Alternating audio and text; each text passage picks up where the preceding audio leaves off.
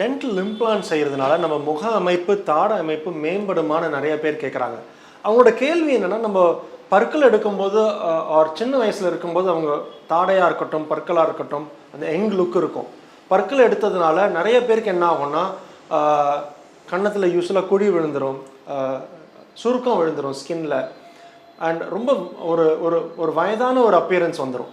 So இந்த பற்கள் எடுக்கிறதுனால ஸோ டென்டல் இம்ப்ளான்ட் செய்கிறதுனால இதை நம்ம அவாய்ட் பண்ண முடியுமா, ஆர் நம்மளோட பற்கள் முக அமைப்பும் தாடை அமைப்பும் பெட்டர் ஆகுமான்னு நிறைய பேர் கேட்குறாங்க.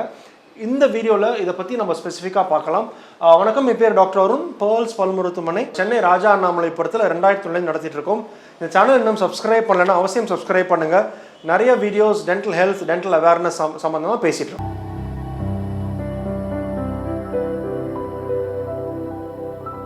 நம்மளோட முகத்தோட அழகு, ஃபேஸோட அழகே வந்து நம்மளோட தாடை வளரும் போது, பல்லு வளரும் போது பற்களோடு சேர்ந்து தாடை எலும்பும் வளரும். ஸோ இதுக்கு பேர் ஆல்வியோலார் போன்னு பேர். குழந்தை பருவத்திலேருந்து அந்த டீனேஜ் அண்ட் அடல்ட் வரும்போது இந்த தாடை எலும்பு வளர்ந்துட்டே இருக்கும். ஸோ அந்த பற்கள் வந்து என்ன பண்ணும், முகத்துக்கு ஒரு ஷேப் கொடுக்கும், முகத்துக்கு ஒரு ஸ்பேஸ் கொடுக்கும். இந்த பற்களுக்கு மேலே இருக்கிற சதையாக இருக்கட்டும், அது உள்ளுக்குள்ளே இருக்கிற எலும்பாக இருக்கட்டும், இது எல்லாமே தான் நம்மளோட தாடையோட ஒரு ஃபேஸ் ஸ்ட்ரக்சர். இதனால தான் நமக்கு வருது. பற்களை இழக்க நேரிடும் போது என்ன ஆகும் அப்படின்னா, இழந்ததுக்கு அப்புறம் அந்த எந்த இடத்துல நமக்கு எலும்பு இருந்ததோ அந்த இடத்துல கொஞ்சம் சில வருஷத்துக்கு அப்புறம் அந்த எலும்பு கரைய ஆரம்பிச்சிடும். இதுக்கு பேர் ஆல்வேலார் போன் ரிசார்ப்ஷன் பேர். ஸோ யூஸ்வலாக இது ஒரு பற்கள் எடுத்தாலும் நடக்கும், பல பற்கள் எடுத்தாலும் நடக்கும். ஸோ ஒரே ஒரு பற்களை மட்டும் நம்ம இழக்கும் போது அந்த இடத்துல வந்து நம்ம எலும்பு குறைஞ்சாலும் மீதமுள்ள பற்கள் வந்து கரெக்டான பொசிஷனில் இருக்கிறதுனால பெருசாக ஃபேஸ் ஸ்ட்ரக்சரில் வித்தியாசம் தெரியாது. இதே நிறையா பற்கள் எடுக்கும்போது, ஆர் மேல் தாடை பற்களாக இருக்கட்டும் கீழ்த்தாடை எல்லா பற்களும் நம்ம இழக்க நேரிடும் போது, ஸோ இழக்கிறதுக்கு முன்னாடி என்ன ஆகும் அப்படின்னா, நம்ம இந்த எலும்பு தேய ஆரம்பிச்சிடும். எலும்பு தேயறதுனால பற்கள் ஆட ஆரம்பிக்கிறோம். பற்கள் ஆட ஆரம்பிக்கும் போது இந்த எலும்பு தேய்மானத்தினால பற்கள் எல்லாம் வெளியில் வந்து பற்களுக்கு நிறைய ஸ்பேஸ் வரா மாதிரி ஆகிடும். இந்த ஸ்பேஸ் வரா மாதிரி ஆகும்போது தான் இந்த ஃபேஸ் ஸ்ட்ரக்சர் மாறும். ஸோ இந்த ஸ்பேஸ் வந்ததுக்கப்புறம் நம்ம பற்கள் எடுக்கும்போது என்ன ஆகும், ஏற்கனவே எலும்பு குறைஞ்சிருக்குது. ஸோ இந்த மேல் தாடையும் கீழ்த்தாடையும் சரியான பொசிஷனில் சேராமல் அந்த பைட் வந்து கொலாப்ஸ் ஆகிடும். அதாவது மேல் தாடை பற்களும் கீழ்த்தாடை பற்களும் எந்த இடத்துல சேருதோ அதுக்கு பேர் தான் பைட்னு பேர். அந்த பைட் கொலாப்ஸ் ஆகிடும். இந்த கொலாப்ஸ் ஆகும்போது என்ன ஆகும்னா, சைட்லேருந்து பார்க்கும்போது இந்த பகுதி நம்மளோட சின்லேருந்து நம்மளோட மூக்கு பகுதி வரைக்கும் உள்ள ஸ்பேஸ் ஒரு லென்த் வந்து குறைஞ்சிரும்.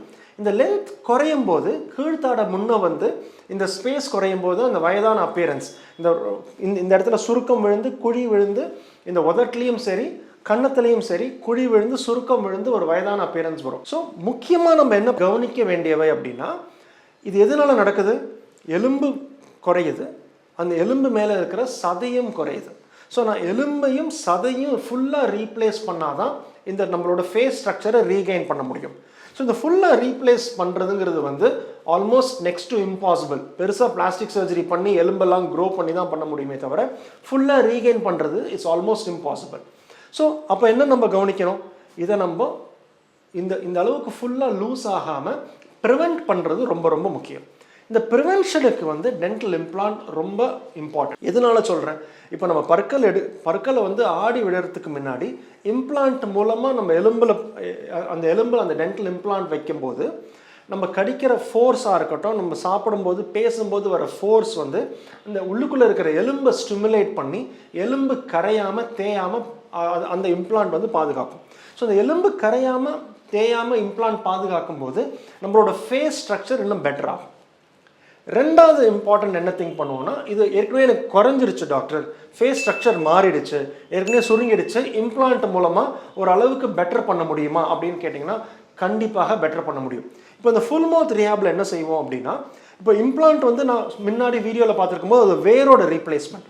ஆனால் நிறைய பேருக்கு எலும்பு குறைஞ்சிருச்சு, சதையும் குறைஞ்சிருச்சு, ஸோ பற்களும் இல்லை.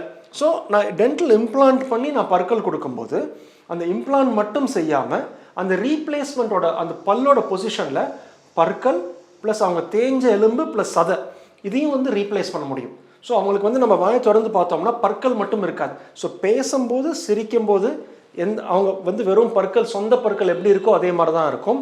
ஆனால் நம்ம அவங்களோட உதட்டை தூக்கி மேலே பார்க்கும்போது அந்த பற்களோட ரீப்ளேஸ்மெண்ட் க்ரௌன் மட்டும் இல்லாமல் இந்த வேர் பகுதியும் எலும்பு பகுதி ப்ளஸ் சத பகுதி அந்த பிங்க் கலர் கம்ஸையும் கொடுத்து ரீப்ளேஸ் பண்ண முடியும். ஸோ இது மாதிரி பண்ணும்போது என்ன ஆகும்னா அவங்களோட ஃபேஸ் ஸ்ட்ரக்சர் இன்னும் பெட்டராக இருக்கும். கடிக்கிறதுக்கு, சாப்பிட்றதுக்கு, பேசுகிறதுக்கு மட்டும் இல்லாமல் சிரிக்கிறதுக்கும் சரி, ஃபங்க்ஷனுக்கும் சரி இன்னும் பெட்டராக இருக்கும்.